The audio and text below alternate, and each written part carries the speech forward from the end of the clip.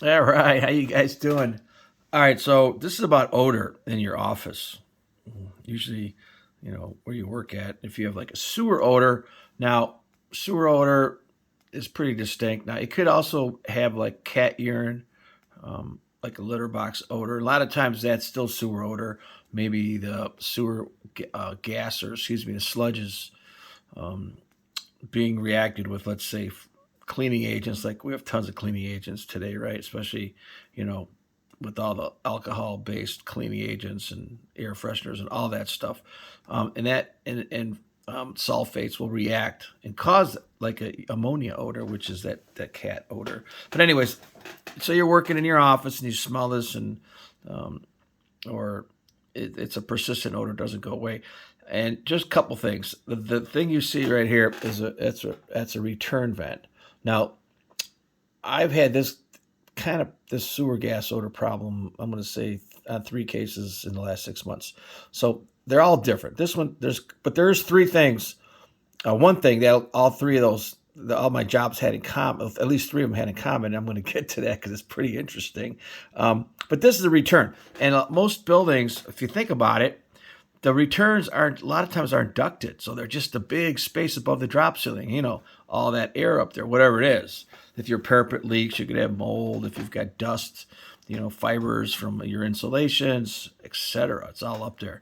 And so and then a lot of times these are connected to a rooftop unit, which sucks air into this area, and then this recirculates with your HVAC unit. So that's what we're going to talk about. So you've got this odor, and odors are caused by a lot of things. Sewers. Now, first of all, traps. Like if you're in a bathroom, the ladies or men's room, or the basement clean out, wherever the traps at, floor drains. The floor drains should be trapped, and they should not stink. Now, if you look at this one here, you'll notice that it has toilet paper. So this got a whole another problem here. Okay, this means it overflows and backs up, and that's another issue. We're not going to get into that. We're getting into the sewer odor and a couple things we could look at. Obviously, I have more videos on plumbing that talk about many things, but here you can see where this has a couple of problems. There's 2 different kind of problems here.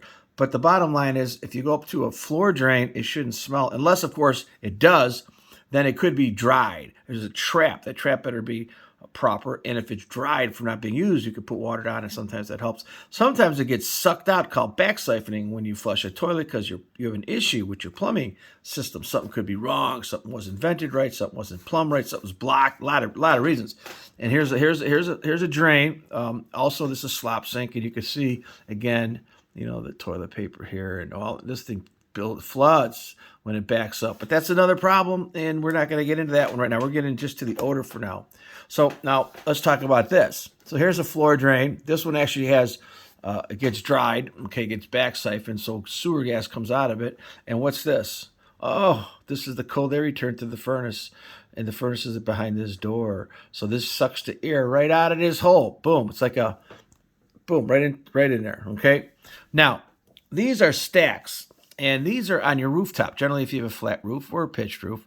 But stacks, generally, in this particular case, is a flat roof. And so the stacks are above the ground because you don't want water going into them, right? You have the drains. Now, a couple other problems. You also have roof drains, which are different. Those are supposed to be storm. But a lot of these old cities, the storms and sanitaries are combined.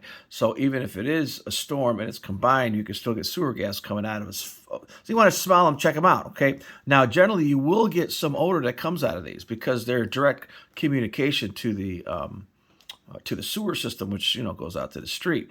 And so it's a vent. Without a vent, you're going to have problems. You're going to have blockages. You're going to, won't even get into that. But this is a roof vent. So here's the issue. I found this. I want to say I did a bunch of these this year, but I think at least 3 cases. I found that these vents and sewers or floor drains that were either they were combined, that had gas coming out of them, were right next to an intake of an HVAC unit. Bingo, right there. So just think about this. This thing's sucking air, and it's a flat roof. Boom, goes right in there. And so it might not happen all the time. It might be intermittent. If it's continuous, it's been going on for a long time, then you really need to investigate. Oh, by the way, I do have a a service for people out of town. I don't really need to go to your place of establishment. I've been inspecting buildings for 37 years full time. I have an engineering degree. I've written a mold book. I licenses in lead, radon, termite, all that stuff. As long as it's house related or building related or HVAC environmental, you can just Google call Marco with a question, and Marco spelled with a K. Call Marco with a question, and I would say 95, 98% of the time I can solve your problem, especially if other people can't. I usually ask you questions. You send me a few photos. We talk a couple times. I may ask you more questions. I may ask you to go take a picture of this, whatever. We try to solve your problem on the phone, really cheap, and it's not an expensive service. So here we go. This is a back up a little bit. Now look at this. So here we got this guy here, sewer gas coming out of here. Here we have a vent. Okay. Now that particular vent is a power vent and probably from a bathroom. Okay. But we also have vents from water heaters and furnaces, right? And so if the water heater is incomplete combustion, which it could, and incomplete combustion could be caused by a lot of problems. You could have a flood. You could have not makeup air. You could be overfired, underfired. You could have cracked heat exchanger. You could have heat transfer. A lot of things cause incomplete combustion, which means you don't just have carbon dioxide and vapor. You have carbon dioxide, vapor, and carbon monoxide, right? And all the aldehydes and all that bad stuff. So I've also had a lot of these cases where people call me up, they're sick and they got headaches, and sometimes it's the light, the frequency. I got videos on that, on light frequencies. It could be, it could be dirty voltage from harmonics, from dimmer switch, whatever. But I do find where people get sick from carbon monoxide, from this kind of condition where they're sucking in the CO2, from a water heater. In this particular case, we're talking about sewer gas. Okay, and so this can easily, especially with roof eddy currents, can easily get sucked up into there.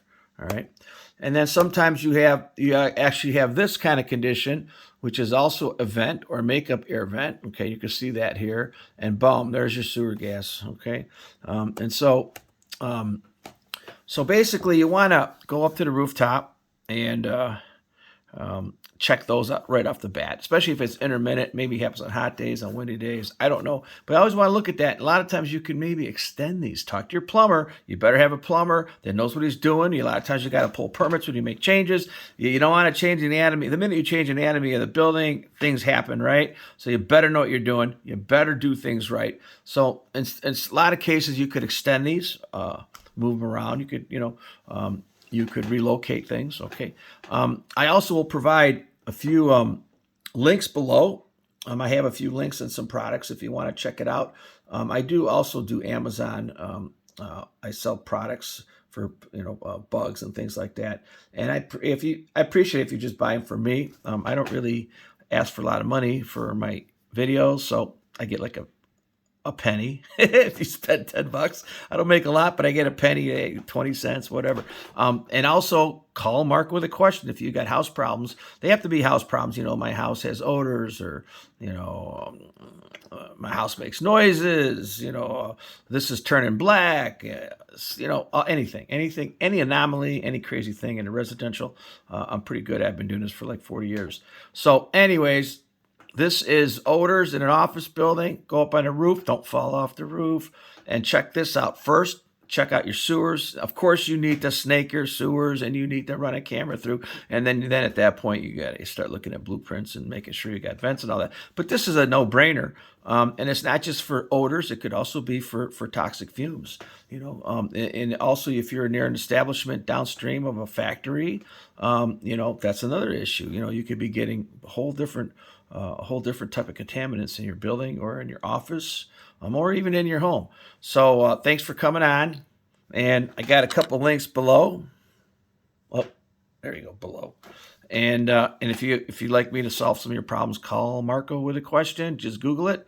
It's not a whole lot of money. Actually, like 15, 20 minutes. I'm pretty good at solving problems. So anyways, you have a nice day. Thanks for coming on.